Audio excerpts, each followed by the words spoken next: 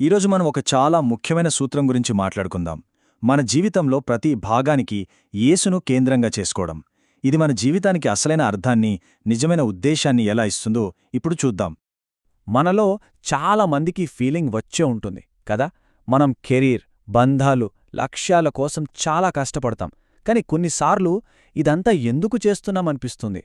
ఏదో లోటుగా, ఒక రకమైన శూన్యంలా అనిపిస్తూ ఉంటుంది. అసలు ఎందుకలా జరుగుతుంది?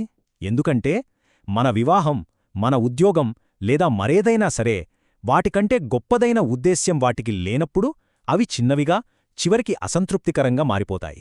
సరే, మరి దీనికి పరిష్కారమేంటి? చూద్దాం. పరిష్కారం ఇదేనండి. మన జీవితంలోని ప్రతి భాగం, ప్రతి అంశం ప్రభువైన యేసుక్రీస్తుకు మహిమ తీసుకురావడానికే ఉద్దేశించబడింది. ఇది కేవలం ఒక మంచి ఆలోచన కాదు. ఇది దేవుని వాక్యంలో చాలా లోతుగా పాతుకుపోయిన ఒక అద్భుతమైన నమూనా.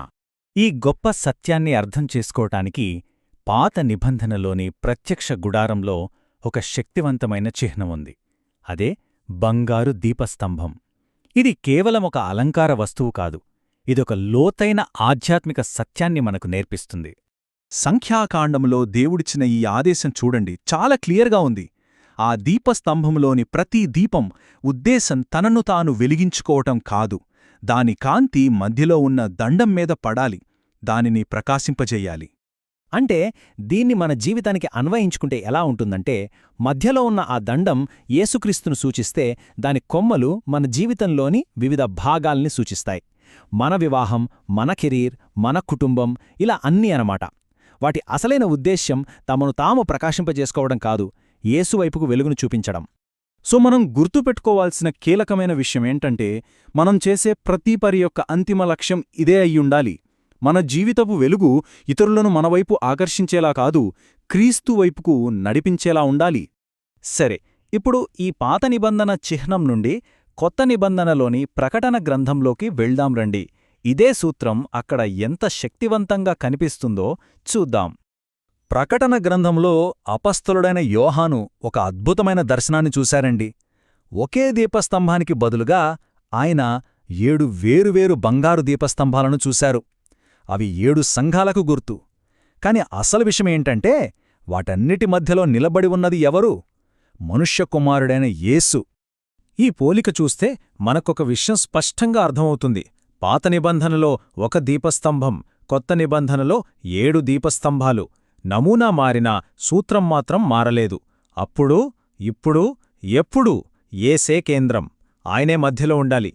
అయితే ఒకవేళ మనం ఈ ముఖ్యమైన సూత్రాన్ని మర్చిపోతే ఏమవుతుంది? దీని గురించి బైబుల్ మనకొక చాలా గట్టి హెచ్చరిక ఇస్తుంది. ఈ హెచ్చరికకు ఉదాహరణే లవోదికయ సంఘం. ప్రకటన గ్రంథంలో ప్రస్తావించిన 7 సంఘాలలో ఇది చివరిది. మరి దానికి ఇవ్వబడిన సందేశం మన కాలానికి కూడా చాలా ముఖ్యమైనది. మనలో చాలామందికి ఈ వాక్యం తెలుసు, కాని దీని అసలు సందర్భం తెలిస్తే ఆశ్చర్యపోతారు. ఇది రక్షణ పొందని పాపుల కోసం చేసిన పిలుపు కాదు. ఇది యేసును తమ జీవితంలోంచి, తమ సంఘంలోంచి బయటకు నెట్టివేసిన ఒక సంఘానికి చెప్పబడింది. ఒక్కసారి ఆలోచించండి. యేసు తన సొంత సంఘం బయట నిలబడి లోపలికి రావడానికి తలుపు తడుతున్నాడు. ఎంత విషాదకరమైన చిత్రం కదా. ఈ హెచ్చరిక తర్వాత ప్రకటన గ్రంథం యేసు ఎవరో, ఆయన నిజమైన గుర్తింపు ఏంటో ఒక అత్యంత శక్తివంతమైన ప్రకటనతో ముగుస్తుంది. బైబిల్ చివరి అధ్యాయంలో ఉన్న ఈ మాటలు చూడండి. ఇది మామూలు ప్రకటన కాదు. 3 సార్లు ఆయన తన ఆధిక్యతను స్పష్టం చేస్తున్నారు. ఇది ప్రతిదాన్ని కవర్ చేస్తుంది. ఈ 3 బిరుదుల్లో ఎంత లోతైన అర్థముందో చూడండి. ఆల్ఫా అండ్ ఒమేగా అంటే ఆయన మాటే ఫైనల్. మొదటివాడు, కడపటివాడు అంటే అందరికంటే ఆయనే గొప్ప. ఇక ఆది అండ్ అంతం అంటే మనం చేసే ప్రతి మంచి పనికి ఆయనే మొదలు, ఆయనే ముగింపు. మన జీవితంలో ఏదీ ఆయన అధికారానికి బయటలేదు.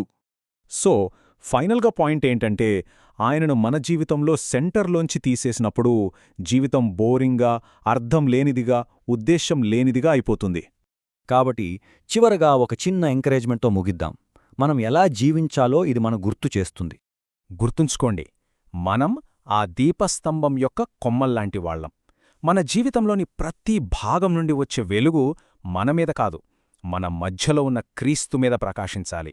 ఈ సందేశం మిమ్మల్ని ప్రోత్సహిస్తే తప్పకుండా లైక్ చేయండి, షేర్ చేయండి, మీ అభిప్రాయాన్ని కింద కామెంట్స్లో చెప్పండి. మీరు అలా చేయడం వల్ల ఈ సందేశం నిజంగా అవసరమైన మరికొంతమందికి చేరే అవకాశం ఉంది. చివరిగా ఒక చిన్న వ్యక్తిగత విన్నపం.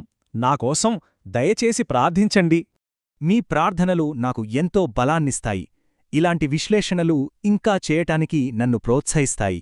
ఈ సమయమిచ్చినందుకు ధన్యవాదాలు.